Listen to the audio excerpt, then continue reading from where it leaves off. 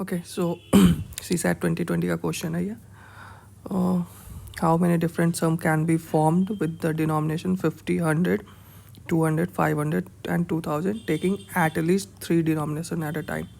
So basically 5 denomination दिया है, उसमें से हमें एटलीस्ट 3 डिनोमिनेशन चूज़ करना है ताकि उसका सम डिफरेंट हो. एंड सिंस सारे डिनोमिनेशन अलग अलग है तो हम कोई भी कॉम्बिनेशन ले तो वो डिफरेंट सम ही देगा. तो बेसिकली हमें कॉम्बिनेशंस डिसाइड करने हैं.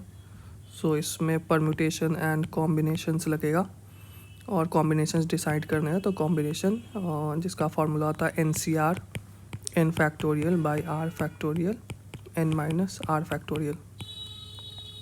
तो इसमें 3 केसेस बनेंगे. एटलीस्ट 3 डिनोमिनेशन बोला तो पहला केस जब 3 डिनोमिनेशंस हम लेंगे एक साथ आउट ऑफ 5. जो दूसरा केस जब 4 डिनोमिनेशंस का कॉम्बिनेशन लेंगे और 5वां जब हम लोग 5 डिनोमिनेशन का कॉम्बिनेशन लेंगे. तो पहला केस देखते हैं. 3 डिनोमिनेशन आउट ऑफ 5 तो ये हो जाएगा 5C3 5 factorial 3 factorial 5 minus 3 factorial equal to 5 5 into 4 into 3 factorial to 2 factorial. 2 factorial 2 ही होता है तो 2 10 हो जाएगा. अगर ये चेक करना है कि टोटल कितने कौन कौन से ये 10 केसेस हैं तो वो हम बना सकते हैं.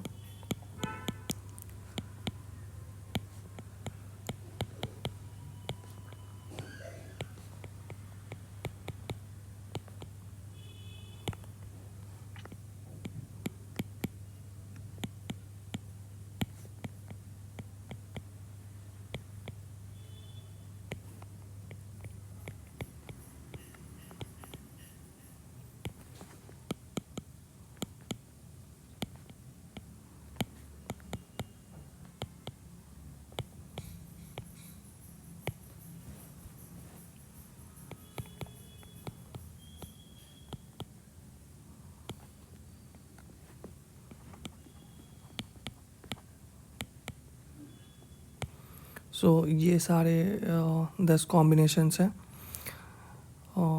इनके अलावा और कोई कॉम्बिनेशन पॉसिबल नहीं है.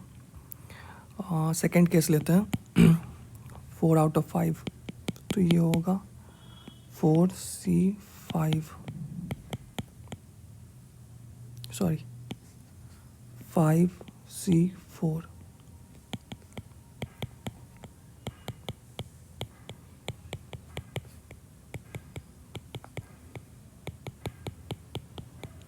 वन फैक्टोरियल 1 ही होता है तो ये 5. अगर इन सारे कॉम्बिनेशंस को चेक करना है तो ये है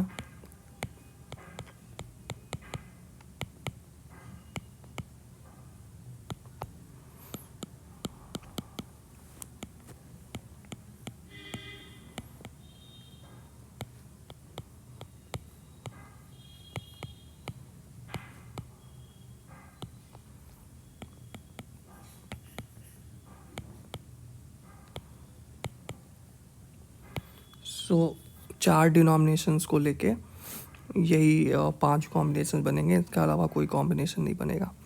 अब आते हैं थर्ड केस पे जिसमें हमें 5 डिनोमिनेशन को यूज़ करना है. तो ये ऑब्वियसली एक ही केस बनेगा और ये फार्मूला से भी वही आएगा क्योंकि